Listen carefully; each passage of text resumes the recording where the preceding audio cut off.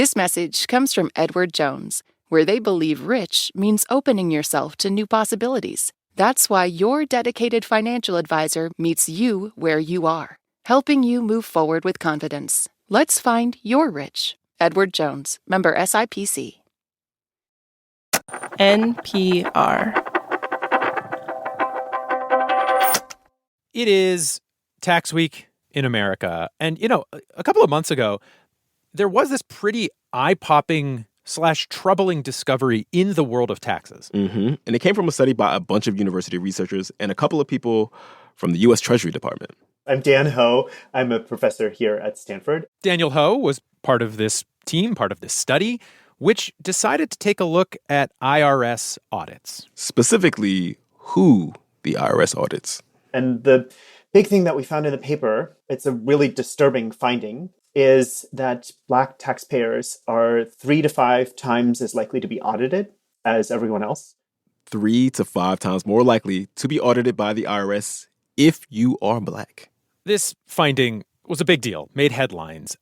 It was also a bit of a puzzle because the IRS does not collect data on taxpayer race. They are not allowed to even do that. We don't think that what is going on here is any evidence of explicit bias. After all, IRS doesn't observe race and ethnicity of the taxpayer, but really stem from sort of existing institutional priorities and selection processes for how audits get surfaced. Specifically, this disparity has to do with something called the Earned Income Tax Credit. The Earned Income Tax Credit is a program really meant to assist lower income wage earners, particularly lower income wage earners that have dependents.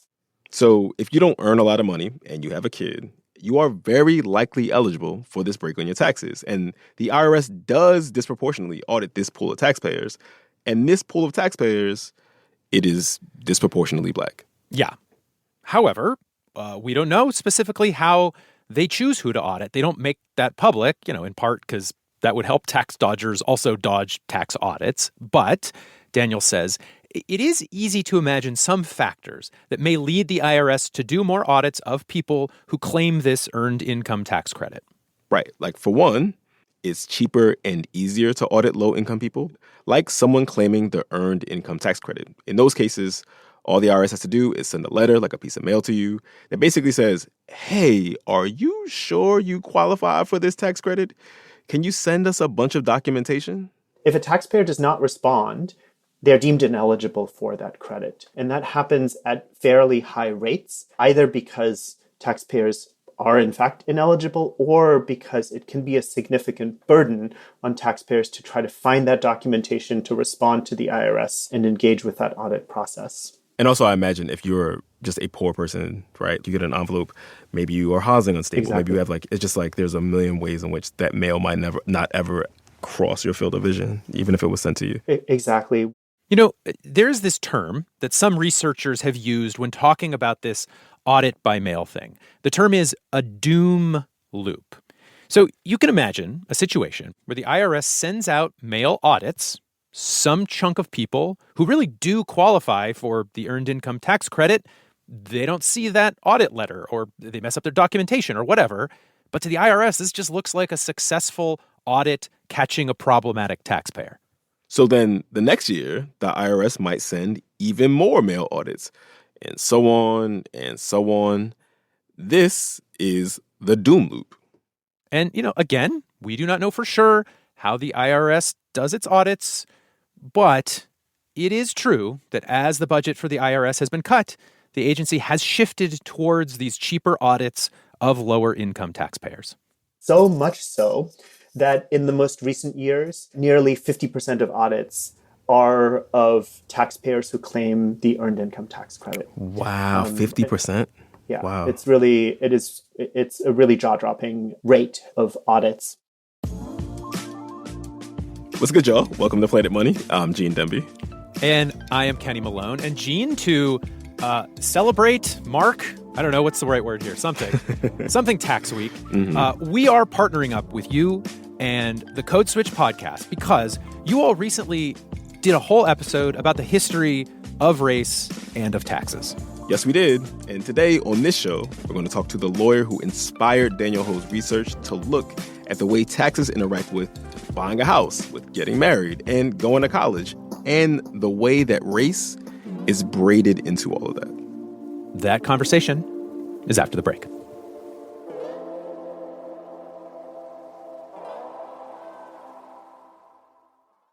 Support for this podcast and the following message come from Vanguard. Every day, shareholders meet to discuss important matters about the companies you invest in. Now you can make your voice heard too. Vanguard Investor Choice makes it easy to set your proxy voting preference for your eligible Vanguard index funds. Visit Vanguard.com/investorchoice to learn more. Vanguard investors own shares of their index funds, and those funds own shares of the companies they invest in. Vanguard Marketing Corporation, distributor. This message comes from Capital One. Capital One offers checking accounts with no fees or minimums. What's in your wallet? Terms apply. See CapitalOne.com/bankguy for details. Capital One N.A., member FDIC. Today's episode comes from our colleagues at NPR's Code Switch podcast, who recently interviewed a Georgetown law professor named Dorothy Brown. Dorothy is a tax lawyer and wrote a book called The Whiteness of Wealth: How the Tax System Impoverishes Black Americans and How We Can Fix It. And Dorothy's work, it's sort of the inspiration for that big tax audit study that we talked about earlier with Daniel Ho. And we're just going to let Code Switch hosts Gene Demby and Lori Lizarraga take the story from here. Daniel's study on race and audits kicked off a furor in Washington, but he says all this really started with Dorothy Brown. Yeah, Daniel said Dorothy was a pathbreaker in illuminating how race shapes America's tax system. And what's bananas, Lori, is that Dorothy became an expert on this completely by accident. I wanted a job in law where I didn't have to deal with racism, because growing up in the South Bronx, I dealt with racism a lot. So I knew I wanted to be a lawyer, and I decided, well, I want to do law that has nothing to do with race. I know I'll be a tax lawyer because the only color that matters is green. And here I am. Race is a critical component of tax, and it just hasn't been thought of that way. I wanted to know more about Dorothy's superhero origin story, and she said that her revelation about how much race gets braided into our tax policy came about when she sat down to help her parents do their taxes. So I asked Dorothy to set the scene. Yes, so, as a result of having an accounting degree, I did my, like every good child, I did my parents' tax returns. And every April, every time I did their tax returns, I was struck by the idea that I thought they paid too much in taxes that I couldn't figure it out. So my mother was a nurse in a nursing home, and my father was a plumber for the New York City Housing Authority. Mm-hmm. So each of them made roughly equal amounts of income, and each of them made half of what I made. So, I would, whenever I did their taxes, this issue came up, but I had a real job, right? So I didn't have time to sit and think about why they were paying too much in taxes. But it always nagged at me.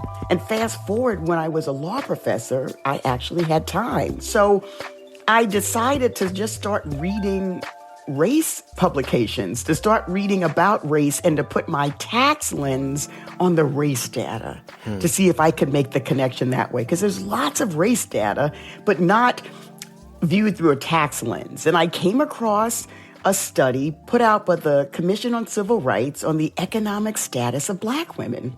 And I'm reading it, and it says that married Black women contribute 41% to household income. And that was my eureka moment. That means nothing to anybody else. But to these tax eyes, oh my gosh, my mother and father earned roughly equal amounts. And what our tax law does to those married couples is cause their taxes to increase when they marry. So when I saw that, I said, that's why my parents are paying so much money in taxes, because they're married to each other. If they were single, living in a household, their tax bill would not have been as high as it was because they were married. Okay, so Dorothy's light bulb moment came about when she realized that couples earning the same or similar wages get hit harder when they file their taxes jointly, right? Yes. Sometimes getting married and filing jointly can bump a two-income couple into a higher tax bracket. And that could also phase out some benefits and some credits. But we know that historically, Black married couples were way more likely to have two income earners because, well, Racism. I mean, Black people were paid less for their labor. Both spouses needed to work to make ends meet. So all those Black married couples were being paid less and paying more in taxes. Listen. This is what made my brain explode out of my ear when I was reading Dorothy's book. Like, isn't being married supposed to help your financial situation? I mean, Right. marriage is such a huge part of the discourse around Black economic stability. Like, there was even a policy by the George W. Bush administration trying to get Black folks to get married because the argument was it would help Black people build wealth and to catch up with white folks. And Dorothy and I got into all of this in our conversation about how the marriage benefit in taxes has really been a marriage penalty if you're Black. In fact, one of the reasons people on the right argue Blacks are living in poverty is because we're not married, right? Then what you find out is, but we're married, our taxes go up. So marriage isn't helping us. And how it works is there are certain couples that get tax cuts when they get married. Those are the single wage earner households where one spouse works in the paid labor market and the other spouse stays at home. We don't tax the value of the stay-at-home services. We just tax the wages of the paid labor spouse. Those are the married people who get a tax break from marriage. When you have two spouses working and contributing roughly equal amounts, their tax bill goes up. They'd be better off living together, as the right would say, in sin, and paying less taxes and building wealth. And so there's a point in the middle 20th century in which married white women start entering the workforce too, right? And so you would think that this penalty that married double income partners are facing would hit white people too, right? Like, oh, you've nailed it. When I first started doing this research, there was always a category of married white couples who looked like married Black couples in terms of their spouses contribute roughly equal amounts. That number was small in the beginning and then grew over time. And then came the Trump tax cuts, which Dorothy says suddenly fixed some of those marriage penalties that more white couples were now experiencing too. So what the 2017 tax cuts did was eliminate the marriage penalty for married couples who make less than $600,000, except for the earned income tax credit couples. Those couples are still hit by the marriage penalty. But if you're outside of the earned income tax credit household, you're not paying a marriage penalty because of the Trump tax cuts. So one of the arguments you make in the book is that the tax code has historically worked specifically against Black folks. Can you explain how that has happened?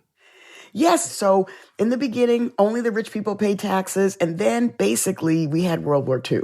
We had to move from only the richest Americans to basically everybody else. So you had this expanded tax base, but think about it. Black Americans are paying taxes too, to a federal government that excludes them from New Deal provisions. And nobody's offered to give us our money back, right? We're paying for second-class citizenship. We're paying for separate but equal, right? So we're paying for discrimination.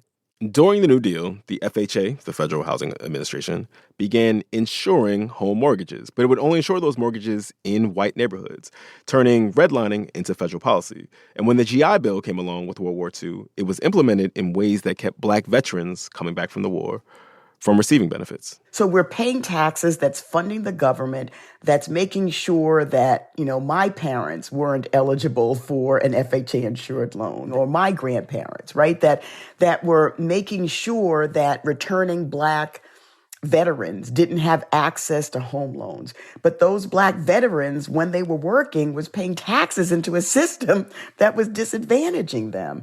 And it was paying for a system that was propping up the expanded homeownership rate. So from 1940 to 1950, we saw a minority of white homeowners become a majority of white homeowners with the assistance of federal policy and with Black taxpayers helping to foot the bill. So, for example, think about the tax subsidies for homeownership that came in, that have been in the code since the beginning, and then there's a certain provision if you sell your home at a gain that came in 1951. Well, in 1951, the majority of white Americans were homeowners. So they could benefit from that provision. We have never had a point in time where the majority of Black Americans were homeowners. So any tax subsidy for homeownership is a tax subsidy designed for white Americans. So, I mean, it seems like it's basically impossible to like extricate home ownership from taxes, right? And Yeah. the good wisdom goes, buy a home, you get a bunch of tax breaks. Yes. That helps Yes. you build family wealth. It's really central to the way, as you know, like the way we Yes. talk about fixing the wealth gap is like getting Black Absolutely. people into home ownership. Sure, but it starts with the backdrop of where you started, that there's this idea that because white Americans were able to build wealth through home ownership, Black Americans can mimic that. And Black Americans cannot mimic being white, which is what really is the reason why white Americans have built home ownership wealth. Where we live is in different neighborhoods. So most Black homeowners live in racially diverse or all Black neighborhoods. Most white homeowners live in all white neighborhoods. And since the majority of home buyers are white homeowners or prospective white homeowners, their preferences make the market. They're not interested in buying homes in all Black or racially diverse neighborhoods. They're only interested in buying homes in neighborhoods with very few Black Americans. So if you are the only Black homeowner in an all-white neighborhood, then that's a really good financial investment for you. You're going to build wealth the way your white peers do. But it's going to come at a price. Yes. Your white neighbor may call the cops on you. Yep. If you have children and you send them to school, they're going to get tagged as delinquents, even though they're engaging in the same behavior that their white peers are. So there's all this racism you're going to have to deal with. Whereas if you buy in an all Black or racially diverse neighborhood, you don't have those issues, but you have issues of being able to sell your home or being able to borrow against it so that you could put your kid through college, right? So home ownership for Black Americans does not work the same way as it does for white Americans. It just isn't. It isn't the same as, well, it worked for them, it should work for us. I want to turn to student loan debt. Yes. So a lot of discourse around student loan relief, student debt relief, has centered on the racial justice angle that, Black folks carry a bigger debt burden because we have so much less household wealth than white families. And so when we go to college, we have to take out more loans to finance college. But you say that how much debt that people are carrying because of their race is also shaped in a bunch of invisible ways by tax policy. So how are taxes part of that story? So, one of the biggest breaks is an interest deduction for student loans. The problem is it's capped at $2,500. And when you look at the average debt load of a college graduate, it's higher for Black Americans than white Americans. So they usually have more debt and they're capped out, right? So the $2,500 does not allow most Black taxpayers their full interest deduction, right? And it's worse. If two Black college graduates get married, when they were individual filing, they each had a $2,500 cap. When they get married, they both have a total $2,500 cap. Wait, I'm sorry. Yes. Why? Hello.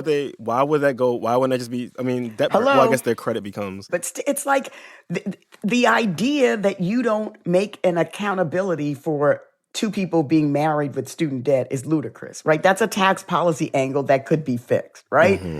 But, so the worst of all possible worlds is for two Black college graduates to get married, right? Because they've got this high debt load and then they can't take the interest deduction. So I'm imagining a scenario where two Black college graduates get married, can't take an interest deduction on their debt load. Yes. They buy a house, right? They have all these, right? And then they also are dealing with a marriage penalty because they probably make something. Yes. So I'm like, oh my God.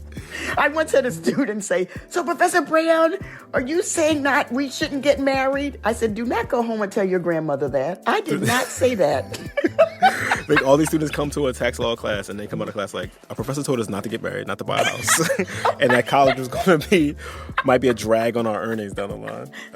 And like, oh my God, what did I sign up for? And the most depressing chapter in my book was the college chapter. Because that's when I came across the statistic that said 60% of Black students who start college don't graduate. That's me, yeah. And they leave with huge amounts of debt. It was heartbreaking. That statistic just blew me away. So I'm a black college dropout, and I still carried a big debt. You know, I went to public college and didn't finish. How does the tax system show up in the way I file my taxes? How does that affect our financial outlooks? Right. You know, there's research that shows the student debt load is a drag on Black folks and therefore increases the racial wealth gap. That by forgiving student debt, you'd make quite a dent in the racial wealth gap. So you just named like all these ways, these sort of landmines built into our tax policy, like our economic system. Is there a way, can we quantify how much that means over generations for Black folks? Like the way that this drag that tax policy exerts on Black people and non-white people more broadly, You know, do we know how much that is? the easy answer is no. But I could imagine at some point, Gene, some economists having an answer to your question. This is how much, this is the quantification of it. And part of why I wanted to make the book accessible and I wanted other people to pick up the charge, right? So my book focuses on Black and white. I want other people to focus on Hispanic Americans. I want AAPI, Indigenous Americans. There's all kinds of systemic racism that's built into the code where taxpayers of color are disadvantaged, not just Black taxpayers. So I'm excited about the other research that's been done. After the break, the research that Dorothy has already inspired, that research by Daniel Ho about race and IRS audits, causes a little drama on Capitol Hill.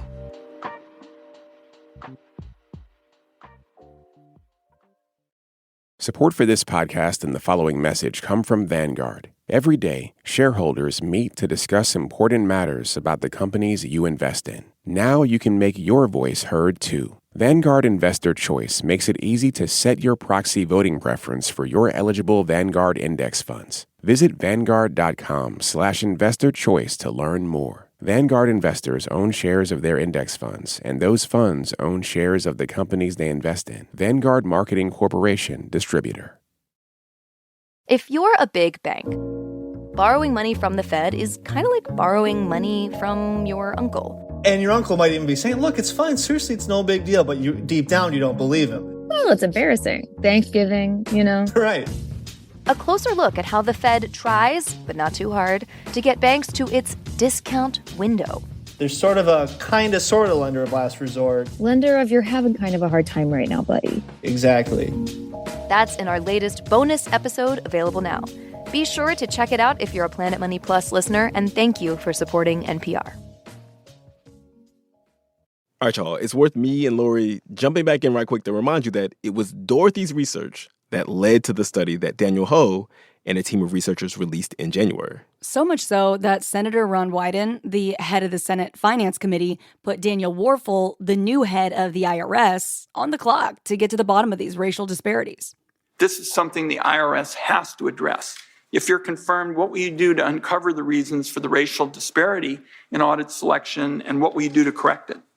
Right now, not being at the IRS, I don't yet have a good sense of what the issue is. Let's do this. Will you commit within 60 days of being confirmed that you will get back to us and give us the underlying reasons, in your view, why there is this discrimination and what you'll do to correct it within 60 days? I will absolutely, as soon as I get to the IRS, talk to those individuals that are working this issue and report back to you on what we're finding. 60 days. Understood, Senator. All right. Just as we were finishing up this episode, the IRS announced an $80 billion plan to modernize the way that it collects taxes. Ooh. And part of that plan is meant to find ways to analyze whether the IRS is discriminating in its auditing. Which sounds vague. Like the IRS is making a plan to look for the racial discrimination Daniel Ho and his team already found. But I will say, in terms of the larger plan, we are hearing the IRS actually acknowledging racial disparities in a way that we haven't before, which, you know, I guess does give me some hope that some of these disparities will actually begin to be addressed. And it's all kind of wild that Dorothy was responsible for lighting the match that started all of this. Right? Like, she went into law specifically to stay away from race. That's why she went into tax law. And now, race and taxes, that's kind of her legacy. So, every April 15th, the tax code, which disadvantages Black taxpayers while advantaging white taxpayers, increases the racial wealth gap.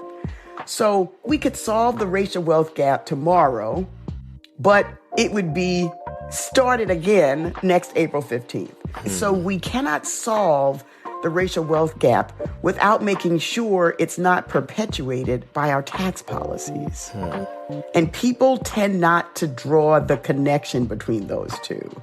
It's the silent wealth killer for Black families.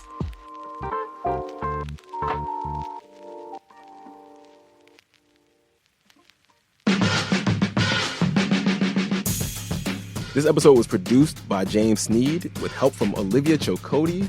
It was edited by Dahlia Mortada and Courtney Stein and engineered by James Willits and Brian Jarboe. And we would be remiss if we did not shout out the rest of the Code Switch Massive. That's B.A. Parker, Marilyn Williams, Leah Danella, Kumari Devarajan, Karen Grigsby Bates, Christina Kala, Alyssa Jong Perry, Jess Kung, and Steve Drummond. Our art director is Ellie Johnson.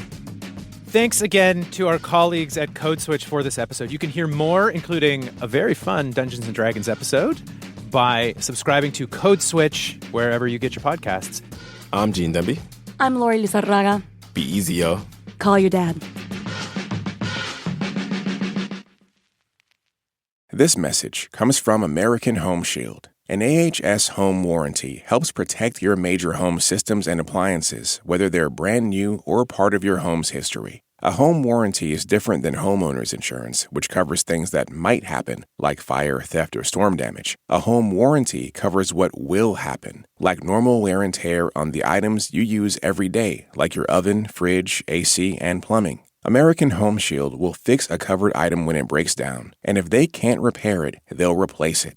American Home Shield. Don't worry, be warranty. Get 20% off all plans at ahs.com/NPR and see promo details. See ahs.com/contracts for coverage details, including service fees, limitations, and exclusions. This message comes from Capella University. That spark you feel? That's your drive for more. Capella University's FlexPath learning format lets you earn your degree at your pace without putting life on pause. Learn more at capella.edu.